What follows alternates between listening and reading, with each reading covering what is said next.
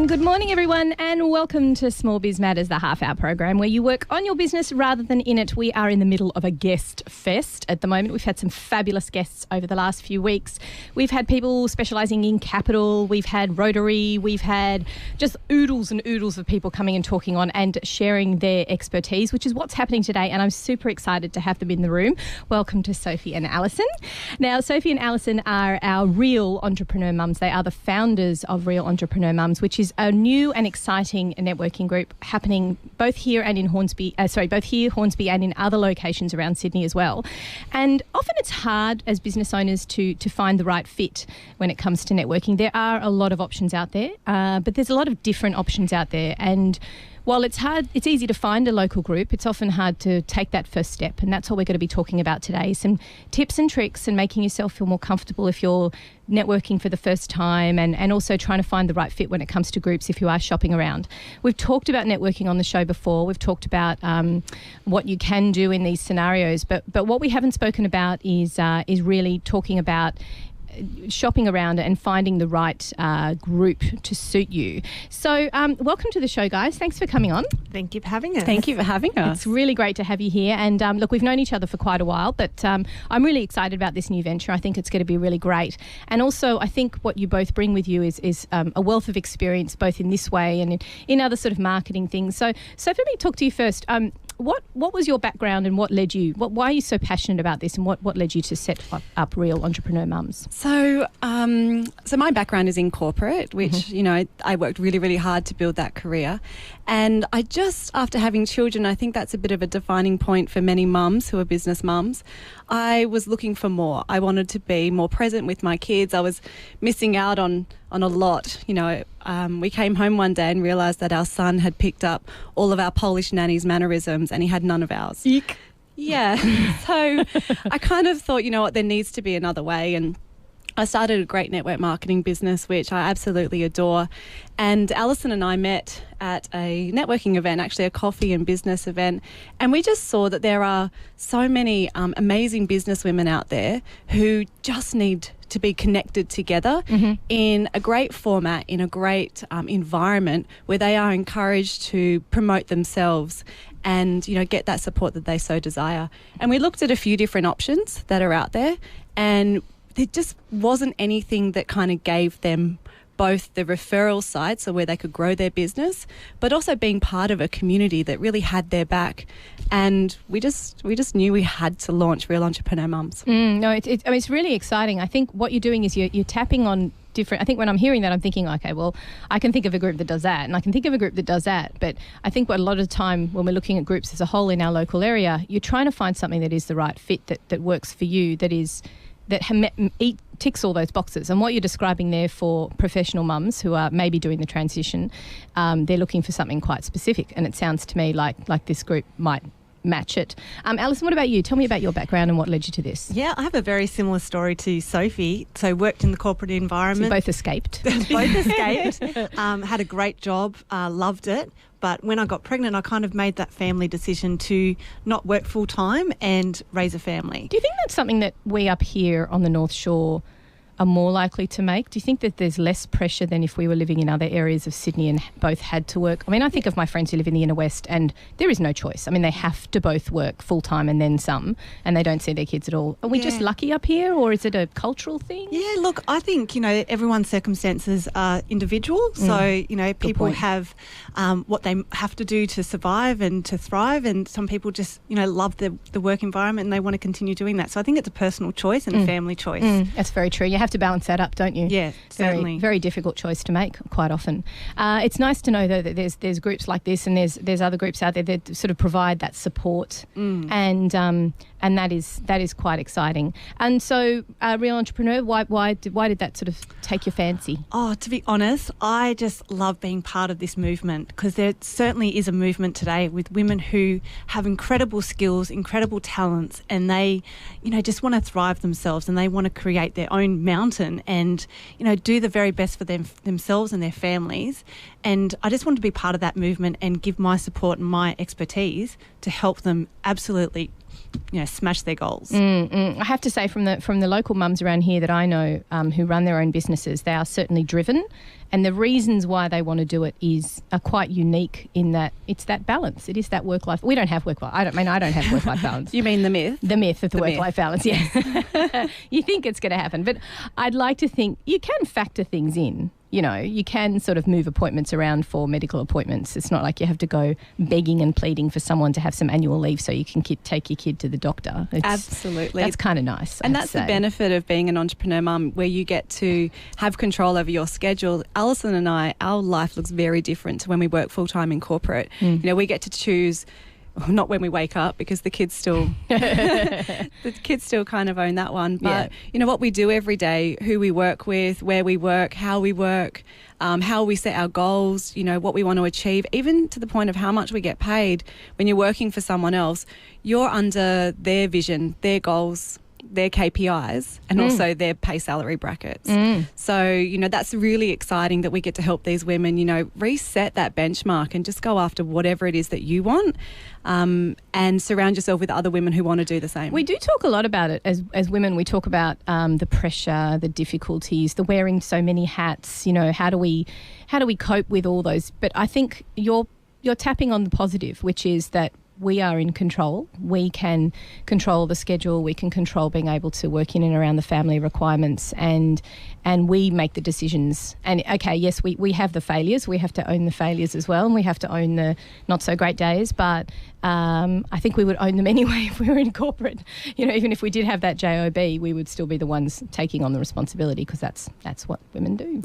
Yeah. And what do we say, Alison? It's how you see a failure. We actually don't believe in that word. Yeah, there's no such word as failure for us. So. What did our member say that the word fail stood for yesterday? Do you remember? Oh, no, I can't. Falling and... something learning. It basically totally rewrote the word failure for us, and everyone else just went, wow. Oh. So failure really is just a learning opportunity, and it's your view on how you see those, you know, you can't see my fingers, but I'm doing. Yeah. How you see failure. And it's how fast you move through failure as well. So, you know, fail fast, move quickly, learn what you need to do, and then apply that in your next goal. Exactly. I mean, use that what you've learned as a learning experience instead of a failure. I like that. That's awesome. So let's talk about those of you out there, listeners, who might be sort of thinking about networking, still quite nervous. Maybe you've just transitioned from that wonderful, not corporate life into being an entrepreneur, and there's quite a lot on your plate and you're thinking about a lot, but you know that networking needs to be one of those things. So networking for the first time, can you take me through some just really simple tips and tricks that you might suggest? Yeah, absolutely. So I think what's really important is that you do a little bit of research about the different networking events that they have to offer in your local area, and kind of, you know, check who is attending them. So is your target audience actually going to be in that room, or are they connected to your target audience? So you don't certainly want to go to a networking event that's, you know, full of farmers when you've got no association with farmers. You know, you want to make sure the right people are in the room. And then, you know, it's always about, you know, introducing yourself to who's running it. Because, you know, if you're new there, you don't know anyone, the best person to go speak to first is who is running that event. And, you know, just welcome yourself and introduce yourself to them.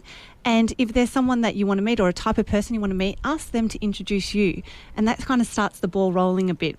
I think that's a really key It's point. always that first... It's that first step, isn't it? It's the first step into the room and the first introduction and the first conversation. Yeah. And I remember the first couple of events I went to, I just talked at people. It's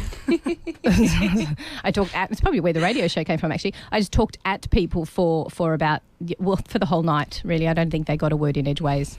And then my mother said, she wasn't there, but she probably knew. She said, it's listening. It's not a talking exercise, it's a listening exercise. Okay, thanks, Mum. Yeah. Thanks, Mum, if you're listening. Thanks. Absolutely. And you know what? I think everyone, you know, at the very beginning, they're all nervous. And a majority of the room, I've been into many networking rooms, a lot of people are nervous. And so, no, that's okay that you've got those nerves. And but it's like kind of pumping yourself up and to get into the zone before you walk in, and kind of getting rid of those nerves if you possibly can. So a great tip, and, you know, Sophie and I do this quite regularly, is pumping up the music and kind of just shaking it off and, you know, get into the right zone to walk in with a little bit of confidence and a bit of certainty of why you're actually going into the room. Yeah, it's not necessary. And don't think you have to dress up either. A lot of people, when they come to their first network, look like they're in ball gown. You can be just chilled out. You don't have to sort of slap on the makeup. You can just be yourself and be relaxed. Yeah, you've got to be genuine because you're there to meet people and for them to meet you. So it's about being genuine. And don't forget the business cards. So important. And if you haven't got any, just print some up and just hand out something. I had a guy I went to it was one of my presentations actually, and his business cards were, I don't know if I'd do I wouldn't suggest this to anyone, but they were those little mini notepads you get at Coles, and then he'd printed something out and then he glued it to the front. And I wasn't sure if it was meant to be a brand reminder and something useful like a notepad. It was just kind of a bit odd. So think ahead, plan a little bit. Probably wouldn't go with the notepad option, but I did like the fact that it was fresh. It was actually, no, why is it a bad thing? I'm talking about it now. Still got the memory. I remember it. So no, not a bad thing at all. But I guess, no. I'll just completely contradict myself, shall I? Well, I'm going to contradict you as well, because when I first started networking, I didn't have business cards. I started my business with no money, no network, and I'm like, well, I need to get a client or, earn some money somehow to pay for business cards. So I actually went in and told people, they're in the printing, I'm getting them rebranded and stuff, and I got their business card. But then that gave me the choice to follow them up. Because if you just hand out your business card, most people are never going to call you or contact you. So I had then their contact details and I made the phone call the next day. And it's a really good point actually, because I think, again, when people start out first, they will meet with anyone, every man and their dog, which isn't necessarily a bad thing, but they'll kind of, they'll try and cram in as many meetings as possible. But don't forget you might have some client work there, and don't let that completely overtake you. Yeah. We're just going to take a quick break here on Small Biz Matters, and we'll be back after these community service announcements. You are listening to Triple H 100.1 FM. Yeah, so thanks for joining us today. We are talking all about networking, and just before the break we were giving some tips and tricks to people about the best ways to get in the room for the first time, how to chill out. You were talking about shaking it off in the car, put on some Taylor Swift or something else if that's what you're into, and just enjoying yourself really. It is still daunting though, isn't it, that first step? It's kind of still a little bit freaky, but I think once you've gone to a couple, it does feel a little bit better. So once you've kind of shopped around for a bit, how do you know it's right for your business? Alison, just before the break you were mentioning that you want to make sure the people who are in the room are your connections, potential clients, and also referrers. So what do you mean by a referrer for people who've never done it before? Yeah, that's basically what I think about. That is when their networks outside of that networking environment could be someone that you would love to talk to or you'd love to connect with. So it grows bigger than just who's in the room. It's who's out of the room as well that they're involved with. Okay, so it's all about finding out who would refer your business. So, for example, as a bookkeeper, it's pretty obvious. Accountants, business coaches, those guys might refer that person in. But it doesn't happen straight away, does it? No. This is really important with networking. You have to be regular and show up. You have to, don't go once and think, oh, great, I've networked. Yeah, I've met 100 people now. And now all the business is going to come to me. It's about really growing your profile and your brand and turning up to every meeting that you possibly can get to. And time is valuable. We all need to make sure we value our time as well. So you need to factor in that, you're not working, you're doing networking instead, which is a form of marketing, and that does cost money because it costs your time. That's right, and that's why it's so important that you go to the right networking events so it's most effective for you. So at the beginning, Sophie, do you reckon you just sort of go to as many as humanly possible and then narrow it down? Is that a good tactic? I think you can ask around, so see what everyone else is going to and the value that they've gotten out of it. Like Alison said, do a little bit of research first, and you will know when you walk into that room, you'll get a gut feeling. So for me, it's, are you welcome? Do they, are they accepting, or are they standing in little groups? Is it clicky? Yeah. You don't want a clicky group. Yeah. But as Alison said, you need to go regularly.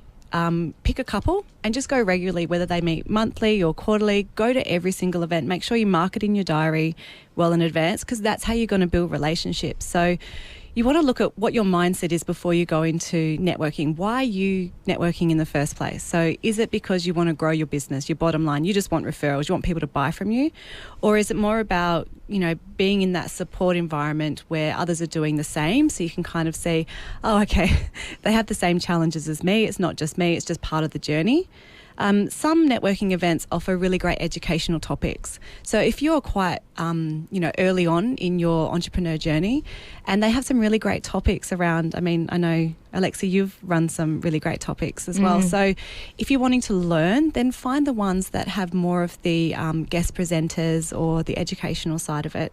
For me, you have to follow up. So if you're gonna commit to going to one of these events, you have to then make sure that if you get someone's business, or if you have a great connection, which I know we did in one of the meetings we met in, and then we followed up. We connected with each other afterwards. We had a coffee. We had a phone chat.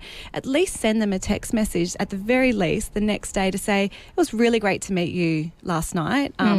Did you have a great time? Or, what did you learn or something, so that you can something conversational, so it continues, not just, it was really nice meeting you. No, exactly. Yeah, it doesn't open it. Don't go in with the, I just need to sell to these people, because they will smell you a mile away and they will not want to buy of you, right? Yeah. You know those people. I was there, like talking at people how many of my services that I think I can do can I get out in one sentence? And it's a learning, right? So like you said, the first few times we do anything, we may not be great at it, but that's why you need to keep going. And I've heard so many women say, oh yeah, I went to that event, I didn't get any business out of it. And I said, you've missed the point. So, go multiple times, get to know a few people, and know that it is a commitment about building relationships with these people, not just trying to sell to them. I would say as well, don't play LinkedIn whack-a-mole. Like, don't just go in and just go, oh, that person. And don't just hit the connect button. Actually, when you invite someone, write a little message. There's nothing worse than just going, this person wants to connect with you. Like, well, why? What's the point? They're just trying to increase their numbers, or are they actually making a genuine connection? Yeah. So I think the face-to-face is obviously a really great way to connect with someone in the first place. Yeah, and finding the right fit for you, like I said about, you get that feeling when you walk into the room. But are you encouraged to participate in the event? So does it encourage, people to ask questions, do they offer opportunities for you to actually network, if that's what you're wanting to do? But the main thing for me is, when I leave, how do I feel? Do I leave going, oh my God, that was amazing. Like I'm ready to go and hit that next goal or tackle that next challenge, or those people, that women, they get me. I feel like I've found my place. If you have any of those emotional feelings, you have found the right place for you, and make sure you go every single time. And really connect with those people that you've met, because you want to keep those. You just want to keep them going. You don't want it to just be a sort of a one-off, flash in the pan. Even just meeting with them once afterwards is fine as well, even if it doesn't continue on, because sometimes things come back years later. Absolutely. I mean, look at Alison and I. We met 3 years ago. And last year we launched Real Entrepreneurial Mums together. We had no idea when we first met. We just met because we liked each other. We had similar goals in what we wanted to do for women. And we just looked at how we could help each other. And over time that has grown into, like an awesome friendship, and where we have built that trust. And now, I just love working with this woman. Oh, I love, feel the love. Thanks. Even though it's radio, we can feel you. So you guys have talked a little bit about your transition between contrepreneur. Oh, wow, I just made up a new word. Contrepreneur. Hashtag contrepreneur. Wow, I'm really going to use that. You've really made the connection between, you've done the great transition between corporate and entrepreneur.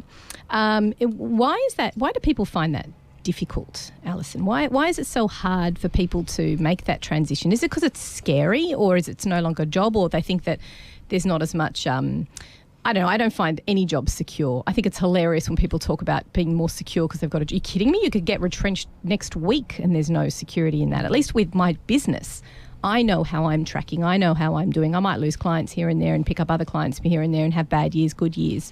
But it's all on me. It's not out of my control. Is that one of the reasons why people leave? Look, I think there's certainly a lot of fear out there. It's like, am I good enough to do this? Do I have the expertise? Are people going to like what I do and get value from it? So I think there's a lot of fear. But I think when you're in corporate as well, you are achieving someone else's goals, and you've got your boss there to help you and train you and give you that support. You've got your co-workers to chat to and get ideas from and kind of work together to achieve that goal. And when you're an entrepreneur, it's your own vision, it's your own goal, and it's your own mission. And I think that's, a little bit overwhelming for people when they think, I want to get here, but I am at point A right now and I have no idea how I'm going to build a business that is going to financially support me and my family. So it's about, taking those small steps every day to achieve that goal. And I think sometimes people get lost in the way or get overwhelmed, and there's so much information out there these days. Oh, the internet is everyone's worst best friend. I mean, it's just, you can drown. You can drown, and you can constantly feel like you need to keep learning and keep following this person and that person and getting all those ideas, where you need to kind of create one path for yourself and tweak it along the way to get to that end result that you're looking for. But yeah, I think that really comes back to it. There's just not having the clear path and being overwhelmed by things. Exactly. And I think, but once people get beyond that, I think what you were saying before about small steps, the small steps are really important, because I think I got very frightened by the bigger picture, the whole, even the idea of having a time frame in which I was going to achieve the can I sustain myself. I think that's illogical. It's really your own journey. Things happen in your family life that are going to impact on this, and you've got to allow them to impact, because that's why you started it up. So it's got to throw you off your path a little bit. So little steps, little achievements every day, and also having a family that supports you is so important. So. Yeah. But you know what? Unfortunately, there are women out there that don't have that support. Oh, I know. And they're the ones I just really admire. Like, how do... I mean, you go home in tears and you have your family around you. Oh, it's okay, Mummy, you can do it. We're so proud of you. It's very gorgeous, very sweet. But how do you do it when you're just out there on your own in real solitude? That's incredible. Absolutely. And that is why, you have to surround yourself with like-minded people. You have to find that community that, you can talk to them about those bad days or those challenges, and they've got your back and they can support you and help you with some advice or show you the right direction to go into. And been there, done that. Yeah, absolutely. So yeah, that's definitely key. So finding that network for you to grow your journey together. I think it's important as well with these groups that you find someone you find a group that not only has people all new. You don't want someone who's all newbies, because then you're all just stumbling over your own mistakes and not really learning from people who are more experienced. So make sure you connect with people who are a little bit of a mentor. It doesn't necessarily have to be someone that you know and who are in the same industry as you, but you move forward with them and they can give you tips and and just be there for you occasionally, and ask them, openly say. I mean, I've said to a couple of people, will you mentor me? When, I can't pay you, but will you help me out and occasionally answer questions about big picture stuff? And it's great. I believe that we are really the sum of the 5 people we hang around most. So if you start to hang around people that, are a few steps ahead of you, that's what you're going to start to become as well, because, you're learning from them and you see what they're doing and you start to build that courage and that fearlessness and start doing it yourself. So exactly. Sophie, would you agree? Oh, for sure. And if you're looking to transition like we did, so if you're at that early stage where you're looking to transition to become an entrepreneur, the good thing is that you don't necessarily have to quit your job to start your journey. So you need to figure out what your vision is. Where do you want to go? And we're not talking next week, next month, next year. We're talking like 3, 5, 10 years time. Get really clear on that vision of the life that you're creating, and your business opportunity, your business is that vehicle to help you get there. And like Alison said, surround yourself with, incredible women. But if you're passionate about it, you'll do it at nighttime, you'll do it on the weekends. You will find a way to build that, because not everyone can take the hit of walking away from a full-time career salary. So you can build it on the side, and then once that income kind of starts to build up, you can maybe, like what I've done, I've been able to drop down my corporate days to 2 days a week. Lucky you. What a great employer. You just don't hear about people. Often when they've got good employees, they hold on to them with tenterhooks, so you're not leaving us. Yeah, well, I contract, so I kind of control the... Nice. Yeah. Okay, so you've almost in that entrepreneurial space a little bit anyway with the contracting position, which is where they talk about where the Australian workforce is moving. We're looking at a massive shift in the next 10 to 15 years away from full-time, part-time and into contract work, even though that's completely illegal what they're doing. But there you go. So small business environment, it's different for mums as opposed to other workers or single people or dads even. Why is that environment, that space in which you work, either mentally or physically, how is that different for the mum group, if we're talking specifically about the mums? I think for mums, once you have children, your purpose of your life switches. And I'm not saying it switches for everyone, but it definitely did for me. And so I wanted to be able to be part of my children's life. Working full-time in any career didn't allow me to do school pickup, drop-off. My son Toby's just started kindy this year, so Aww. oh my gosh, the notes that come home already. And the readers just started last night, which was kind of cute. But I want to be able to be there and do that. And so, as an entrepreneur, it allows you that flexibility to have your cake and eat it too.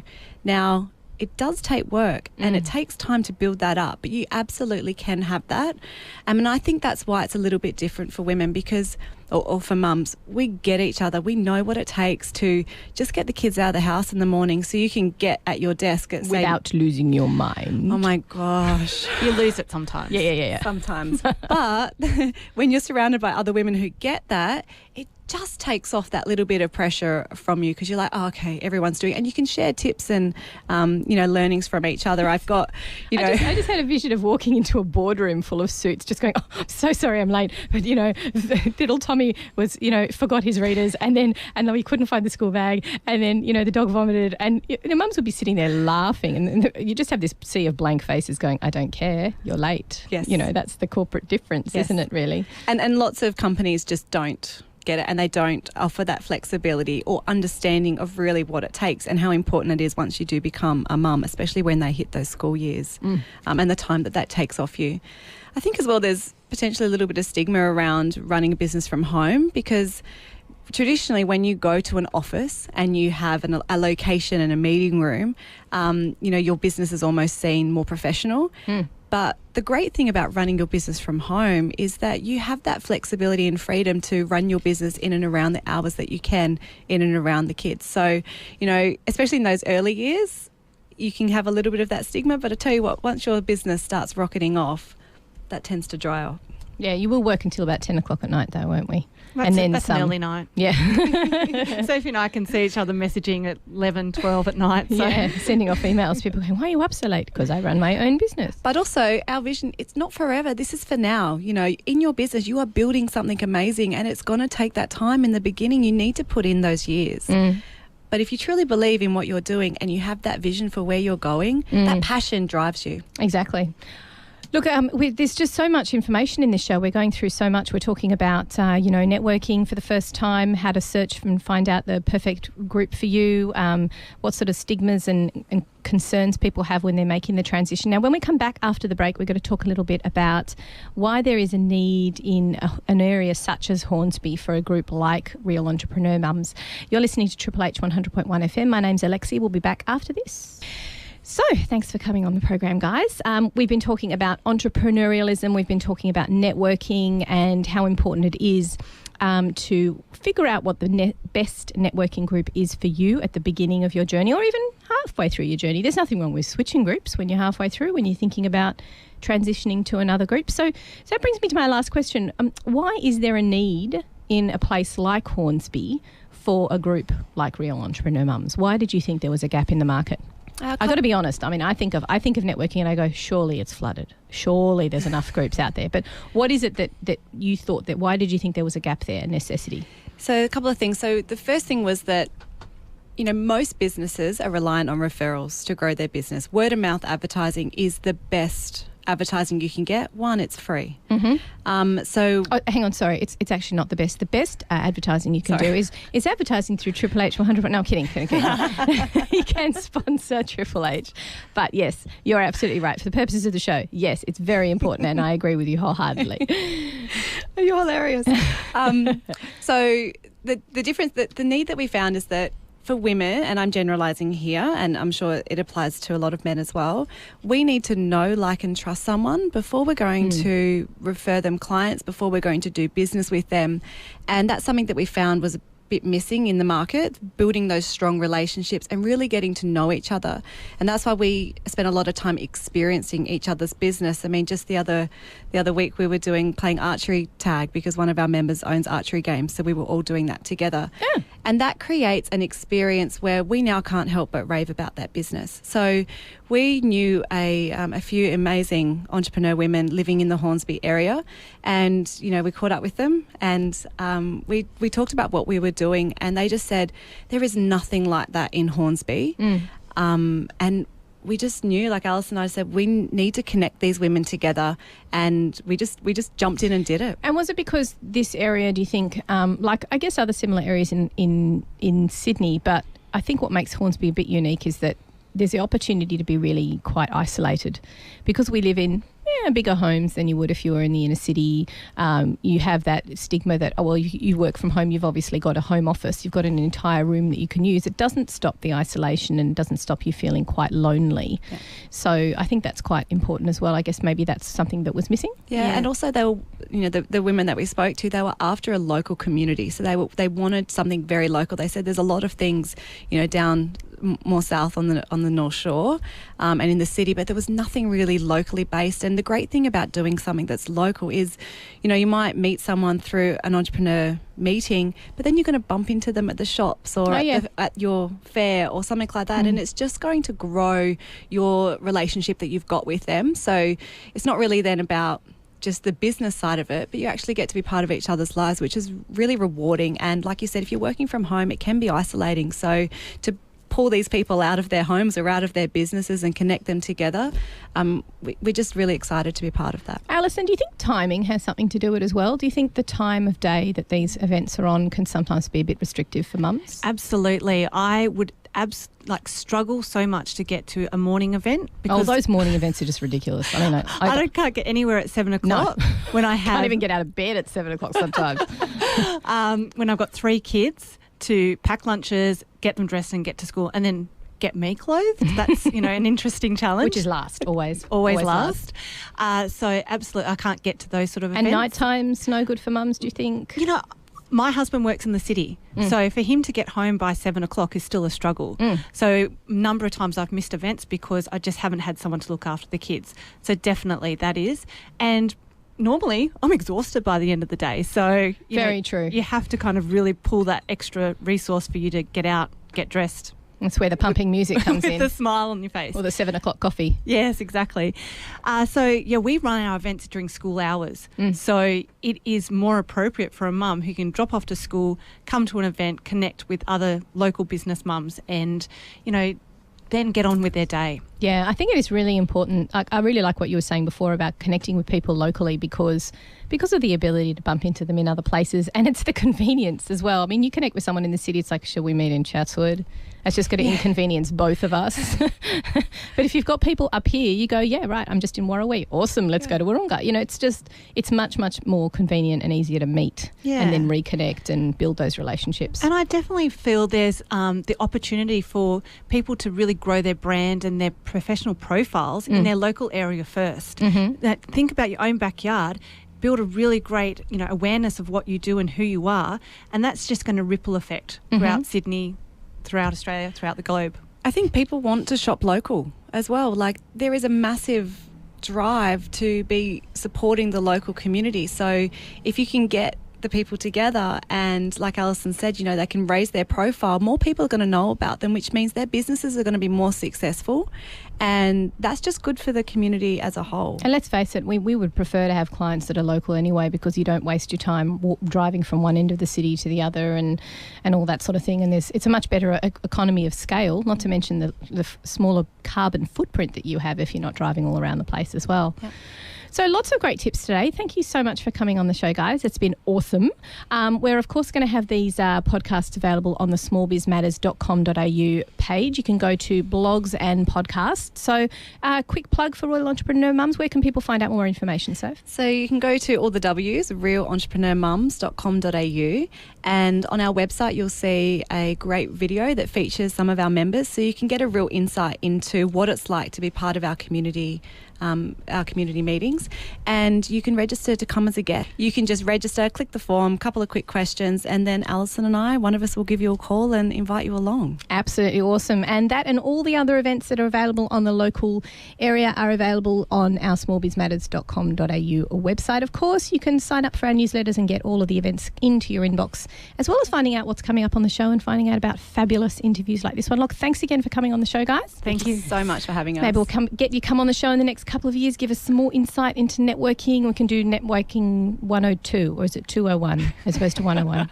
Anyway, thanks for coming on, guys. You're listening to Small Biz Matters, the half-hour program start again. Small Biz Matters, where you work on your business rather than in it. You've been listening to Alexi. We will see you all next week, 9 a.m. Tuesday. Thanks for listening.